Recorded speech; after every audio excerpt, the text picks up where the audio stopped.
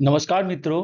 हाल ही में group of minister on rate rationalisation ने एक प्रपोजल दिया जिसके थ्रू जो सिन गुड्स हैं जैसे as for example tobacco aerated drinks and cigarettes उस पे टैक्स रेट को 28% से इंक्रीज करके 35% कर दिया जाए। तो उस इस एपिसोड में हम लोग ये समझेंगे जो ये group of minister on rate rationalisation ने ऐसा क्यों प्रपोज किया है और इन प्रपोजल्स को जो जीएसटी काउंसिल की जब मीटिंग होगी 21 दिसंबर को जैसलमेर में, तो उन प्रपोजल्स का को क्या एक्सेप्ट किया जाएगा या नहीं एक्सेप्ट किया जाएगा। सो इन सब टॉपिक्स के बारे में आज के एपिसोड्स में हम लोग डिस्कस करेंगे। दोस्तों, ग्रुप ऑफ मिनिस्टर के अंदर जब वो कोई प्राइमरी पर्पस फुलफिल हो जाता है तो उस ग्रुप ऑफ मिनिस्टर को डिसॉल्व कर दिया जाता है।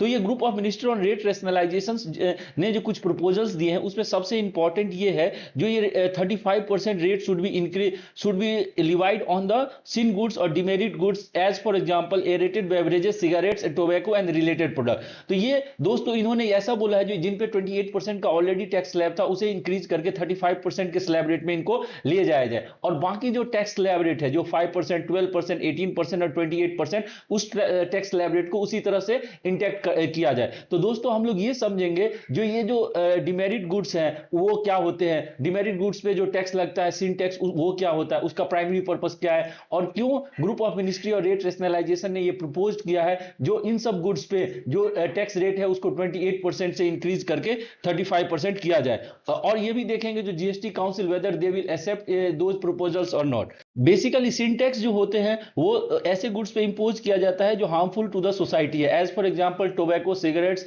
And other related product. तो इन दोस्तों हम लोग ये समझेंगे जो इसका सिन टैक्स की जरूरत क्या है, क्यों इसको इंपोज किया जाता है। तो सबसे प्राइमरी पर्पस ये है जो टैक्स इंपोजिशन से ये होगा ये those goods will become expensive and usually the people will give up to taking such type of goods because the price is very high. That is the one of the consideration. Second thing is that the compensation we will get from the sin tax will be utilized for the welfare program। या एक primary purpose ये है, दूसरा ये भी हो सकता है जो ऐसे गुड्स जिस पे टैक्स को एग्जेम्प्ट किया गया है या रिड्यूस किया गया है उसके कारण जो टैक्स का लॉसेस होगा उसको इससे जो सिन टैक्स है उससे कंपनसेट किया जाएगा। तो बेसिकली दोस्तों सिन टैक्स का दो पर्पस है, एक तो वेलफेयर प्रोग्राम्स के लिए उस टैक्स को यूटिलाइज किया जा सकता है और अदर ये हो सकता है जो जो गुड्स को एक्सपेंसिव बनाया जाए ताकि गुड्स को यूटिलाइज नहीं किया जा सके। तो ये सिन टैक्स है, तो इसीलिए I think that tax slab has increased for the some of the sin goods from the 28% to the 35%।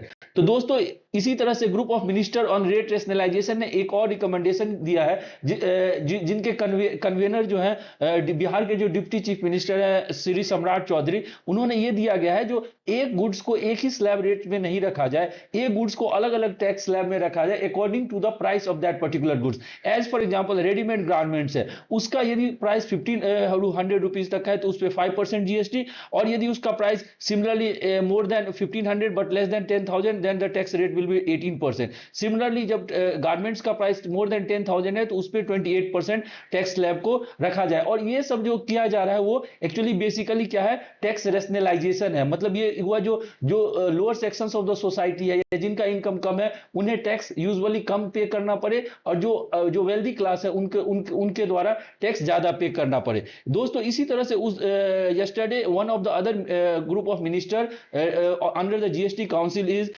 Group of minister on compensation cess, इनकी भी कुछ रिकमेंडेशन कल आई थी। तो उसमें हम लोग ये डिस्कस करेंगे जो ये कंपनसेशन सेस की जरूरत क्या पड़ी। जब 2017 में जीएसटी को इंप्लीमेंट किया गया तो यूजुअली क्या हुआ जो there are that states have loss of revenue due to the implementation of the GST. तो इसीलिए कंपनसेशन सेस लाया गया ताकि जो लॉस ऑफ रेवेन्यू हो डिफरेंट स्टेट्स को due to the implementation of the GST उसको कंपनसेट किया जाए कंपनसेशन सेस के द्वारा। तो ये यूजुअली 5 ईयर के लिए था, मतलब 2017 से 2022 तक। लेकिन क्या हुआ 2022 के टाइम में कोविड के कारण there was again revenue losses, तो इसको क्या किया गया 2026 तक के लिए एक्सटेंड कर दिया गया है। तो अभी आप लोग देखेंगे जो यूजुअली जो 28% का जीएसटी जिस गुड्स पे लगता है उसके ऊपर से उस पे कंपनसेशन सेस भी लगता है। तो ये जो मनी है उसे यूटिलाइज किया जाता है to compensate the revenue loss of the different states due to the implementation of the GST. तो इसके लिए एक कमिटी बनी थी group of minister on compensation cess. उनका ये काम है जो ये देखना है जो क्या 2026 के बाद भी इसकी जरूरत पड़ेगी या इसको 2026 के बाद जो कंपनसेशन सेस है उसे कंप्लीटली एक्सक्लूड कर देना चाहिए। और even if it is excluded period, तो एट दैट टाइम स्टेट्स के जो रिवेन्यू लॉस होंगे उसको कैसे कंपनसेट किया जाए। तो इन सब इश्यूज को लेके group of ministry on compensation cess की भी काफी फॉर्मेशन हुआ था। तो इनका जो मीटिंग है उनका कहना था जो we will submit the report in the next 6 month. तो ये यस्टरडे के मीटिंग्स दो हुए थे ग्रुप ऑफ मिनिस्टर्स की, एक related to the tax rationalization और other was related to the formation of the on the compensation cess.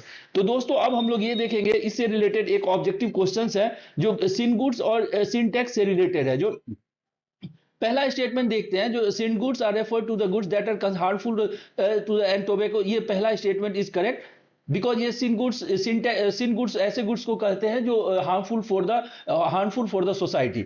Similarly the second statement is sin tax is a special tax on luxury items. ये statement is not completely correct, ये incorrect है क्योंकि ये जो सिन टैक्स है it is not necessary for the luxury goods, it's usually for the harmful goods. May be the some of the luxury goods can be become part of the harmful goods, that is the other thing, but it is not specifically for the luxury goods. So second statement is incorrect. Third statement is GST compensation is levied on certain goods such as tobacco compensation for the potential loss due to GST implementation. तो ये third statement सही है, जो recent previous slide में हम लोग ने discuss भी किया था, जो जीएसटी कंपनसेशन से इसका इसलिए इसको इंप्लीमेंट किया गया था ताकि जो रिवेन्यू लॉस हो स्टेट्स का due to implementation of GST उसको कंपनसेट किया जाए। तो third statement is correct. Fourth statement is that revenue from the sin tax is used exclusive for the welfare of the affected population and not for the general government expenditure. तो दोस्तों ये statement incorrect है। ये incorrect इसीलिए है जो revenue from the sin tax can be utilized for the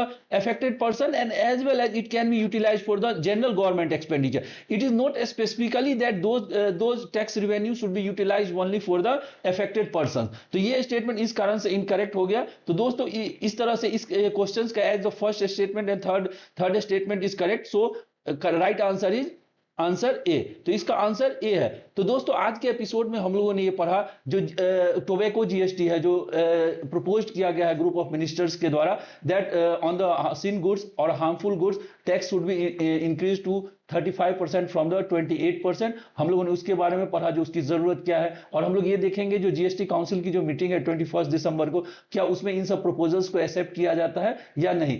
इसी तरह दोस्तों हम लोगों ने ये पढ़ा जो group of minister on compensation से उनका क्या रिकमेंडेशन है, वो नेक्स्ट 6 मंथ में ये रिकमेंडेशन देंगे जो whether compensation cess should be increase और नॉट। तो दोस्तों आज के लेक्चर में हम लोगों ने काफी सारे अलग अलग टॉपिक्स जो सिन गुड्स सिन टैक्स इस सब के बारे में पढ़ा।